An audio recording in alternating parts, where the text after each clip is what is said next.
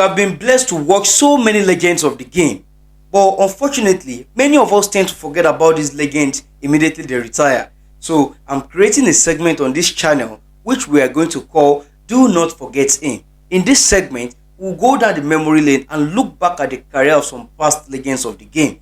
So in this first segment, we will take a look back at the career of one of the greatest strikers football has ever seen. That is Thiery Henry. Henry was born in Le Hulé, France in 1977, and in 1994, on the 31st of August, he made his professional debut for Monaco under coach Arsene Wenger.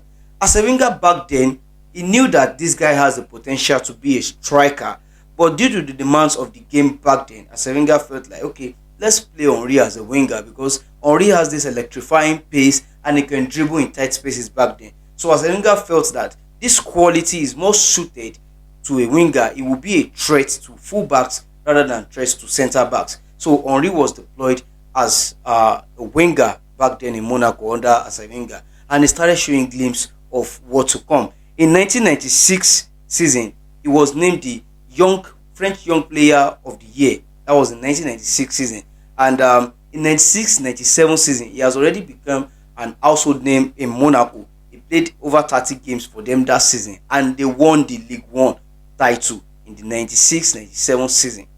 The following season, which is the 97-98 season, was when Henry started announcing himself to the entire Europe that there is a guy coming. His name is Henry. You guys should watch out, because Monaco went to the semi-final of the Champions League, and in that particular tournament, Thiery Henry scored 7 goals. That was the highest goal scored by a French player in the Champions League history as at then.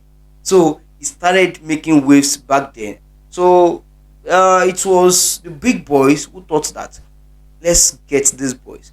Guys, we have to remember that back then in the 90s rather, the big boys were the likes of Juventus back then. So Juventus started monitoring the boy. The coach of the French national team invited him over, so he was part of the 1998 World Cup winning squad of France. He won a World Cup as a young boy.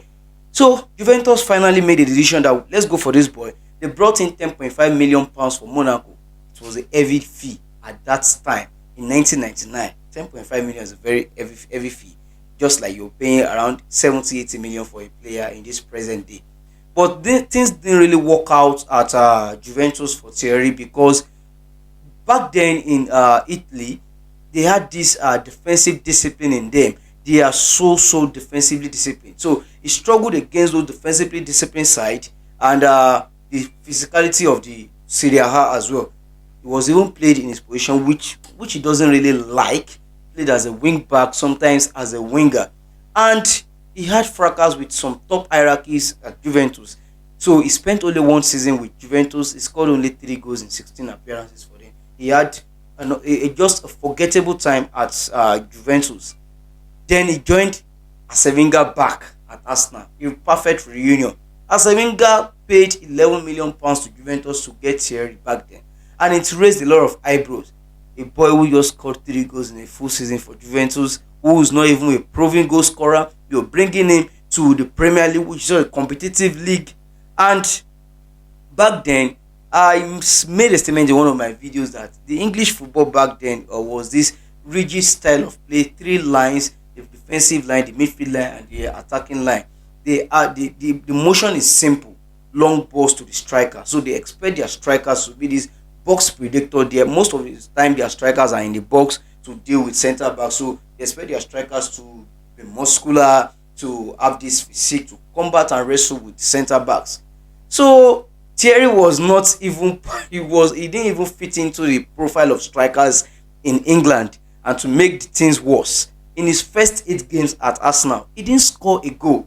He even said it that I had to be retaught the striking position.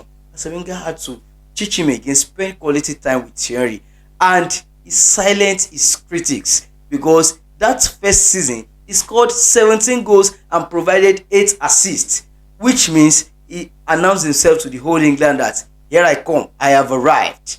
And in 2001-2002 season, he won his first Premier League title.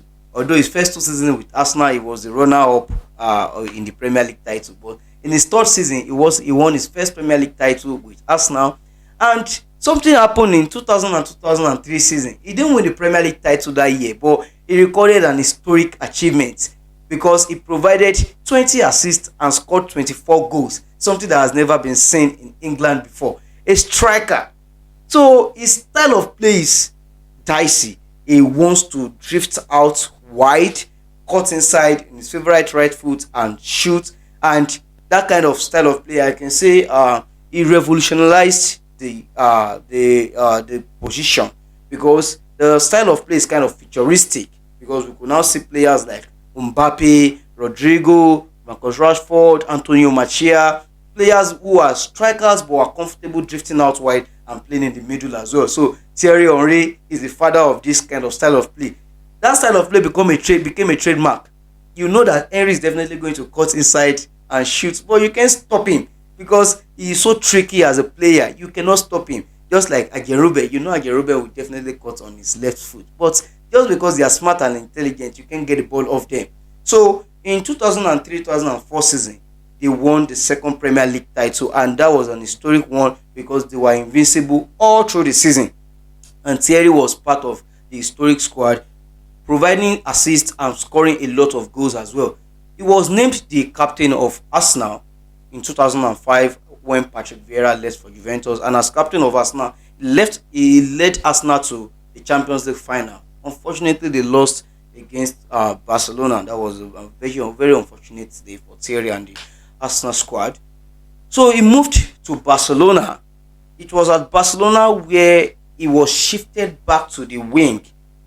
You have to start back where you started from. The Monaco and Juventus days are back. Here, Guardiola wanted to play with a false number 9 in Lionel Messi, a young boy just coming through the ranks who was showing signs of becoming one of the greatest players to ever exist back then. So Thierry was shifted to the wing and Eto'o to the other side, and Messi played as a false number 9 back then when he dropped Thierry and Eto'o can go in. So, and he played wonderfully well. He scored over 17 goals in the season where they won the Champions League, they won the La Liga, and they won the Copa del Rey. That was 2008-2009 season. 2009-2010 season, they won the La Liga title again. And in 2010, he left Barcelona for MLS, the New York Red Bulls to be precise. And in 2011-12, he returned to Arsenal on loan, although he only played 4 games and scored 1 goal. And he returned back to New York Red Bulls, and in 2013, he won the domestic title. He won the league title, the MLS, with New York Red Bulls. So in 2014, he wrapped up the wonderful, beautiful career of Thierry Henry. He retired as a professional footballer in 2014. And at the end of that beautiful career, Thierry Henry has been named the Premier League Player of the Season 2 times. He has won 5 domestic league titles. That is 1 with Monaco, 2 with Arsenal, 2 with Barcelona, and 1 with MLS. So, and he was named in the FIFA Pro 11 in the 2006 as well. He was named the FIFA World Cup All-Star team. He was named 5 times in the UEFA Team of the Year. He was a World Cup winner in 1998, and he was also named the PFA Player of the Year 2 times as well. So a lot of wonderful achievements. So guys, where would you rank Thierry Henry in the list of all-time greats? Let me know your thoughts in the comment section, guys. And if you really love what I just explained, if you love the story, if you love this channel, please give us a follow. If you're on YouTube, kindly subscribe to the channel and turn on the notification button so that you'll be notified when I post videos. Stay cool, guys.